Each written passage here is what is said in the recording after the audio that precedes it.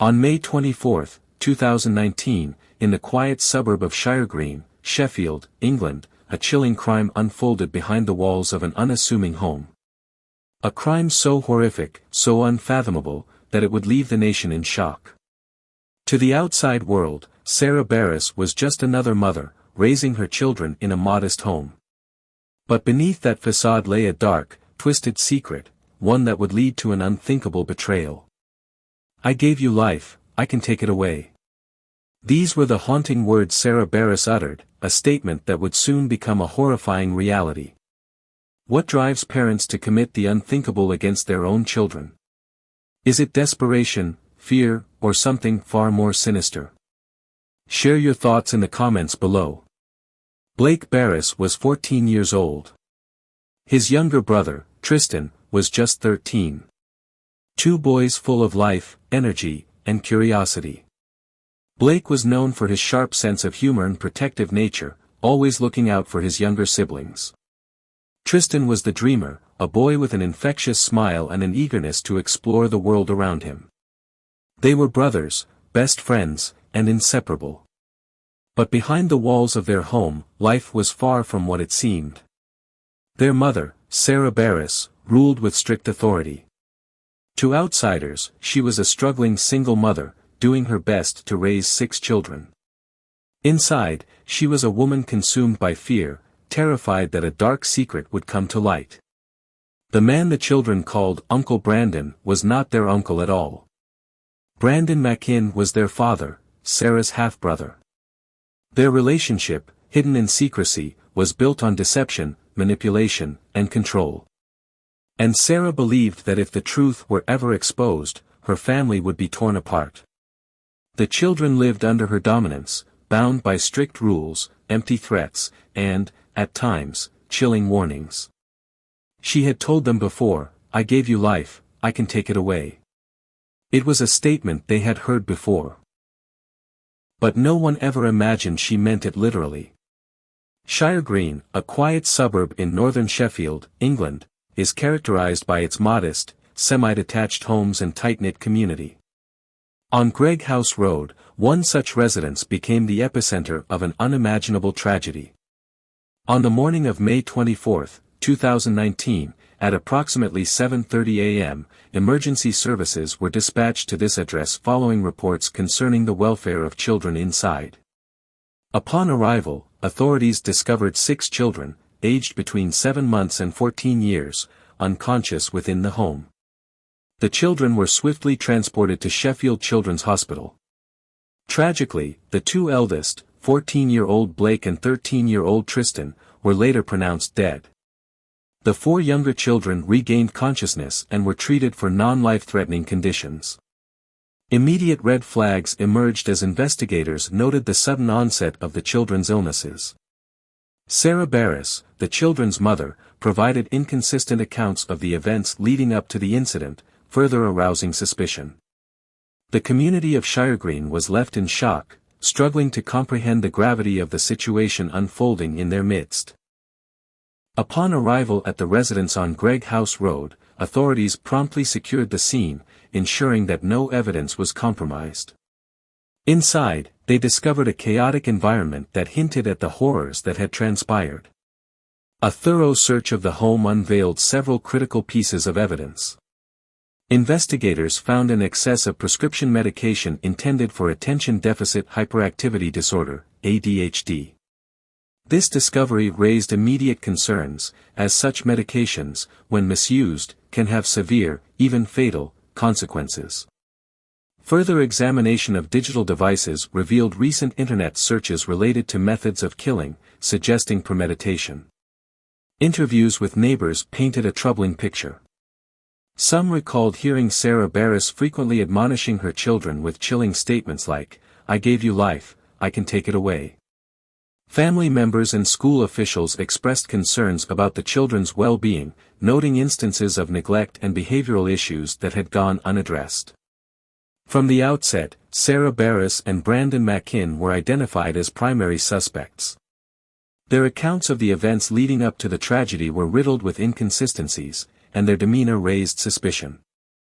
As the investigation unfolded, the dark and complex layers of their relationship and motives began to surface, leading authorities down a path of unimaginable betrayal and horror.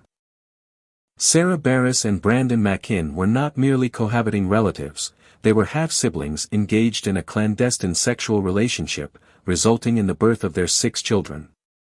This revelation cast a new and sinister light on the case. A pivotal breakthrough came with the discovery of text messages on Sarah's phone. In these messages, she expressed deep fears about her children being taken into care, contemplating extreme measures to prevent this outcome. One message read, "I've thought of every possible solution to this mess. Mass murder, putting them all in care, checking into the local nut house." She continued, "I love my kids too much to kill them, I can't put them into care for the same reason." Psychological evaluations revealed that Sarah had endured childhood sexual abuse, leaving her profoundly damaged. She was terrified that she was raising monsters, referring to her children's behavioral issues and the potential for them to become perpetrators or victims of abuse. This fear, coupled with the looming threat of their incestuous relationship being exposed, became a driving force behind their heinous actions. Law enforcement meticulously connected Sarah and Brandon to the crimes through a combination of forensic evidence and digital communications. The presence of excessive ADHD medication at the scene, coupled with internet search histories detailing methods of killing, painted a chilling picture of premeditation. These findings, alongside their inconsistent statements and suspicious behavior, solidified their roles as the perpetrators of this unthinkable crime. As the investigation unfolded, the harrowing reality of the children's lives and the depth of their parents' betrayal became painfully clear, leaving a community and a nation grappling with the incomprehensible nature of these events. In the aftermath of the tragic events at the Barris residence, law enforcement swiftly moved to apprehend Sarah Barris and Brandon McKinn. Both were arrested at the scene, their demeanor marked by shock and apprehension. During initial interrogations, Sarah Barris attempted to deflect blame onto Brandon McKinn, claiming he had coerced her into participating in the heinous acts. She sent text messages to friends asserting that McKinn was responsible for the deaths and posed a continued threat to her and the surviving children. Conversely, Brandon McKinn initially confessed to the murders, asserting that he acted alone in an attempt to shield Sarah from culpability. However, as evidence mounted, both individuals ultimately admitted their joint involvement in the planning and execution of the crimes. The arrest and subsequent confessions of Sarah Barris and Brandon McKinn unveiled a harrowing narrative of secrecy, manipulation, and familial betrayal, leaving an indelible mark on the community and all those touched by this tragedy.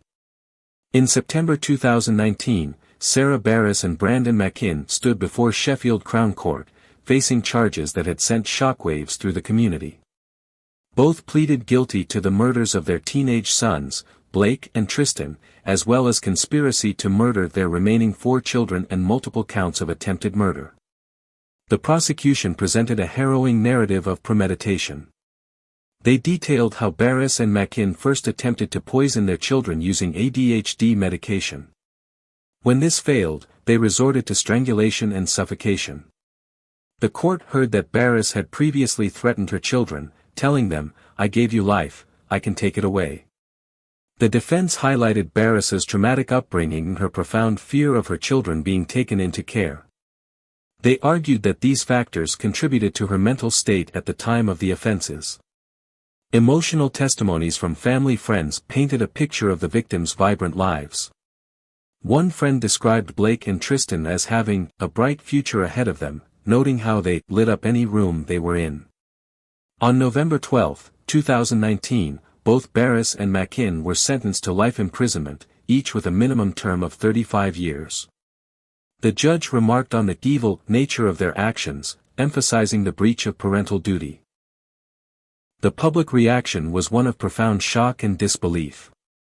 The revelation of the incestuous relationship and the calculated nature of the crimes dominated media coverage, leaving the community grappling with the incomprehensible betrayal. In the aftermath of the tragic events in Shire Green, the 4 surviving children were placed under protective care. Sheffield City Council confirmed that they are safe and receiving appropriate support to aid in their recovery. A serious case review was conducted to examine the circumstances leading up to the murders. The review concluded that the actions taken by Sarah Barris and Brandon McKinn were unforeseen, stating that no evidence suggested the tragic outcome could have been predicted by any of the practitioners and agencies involved with the family.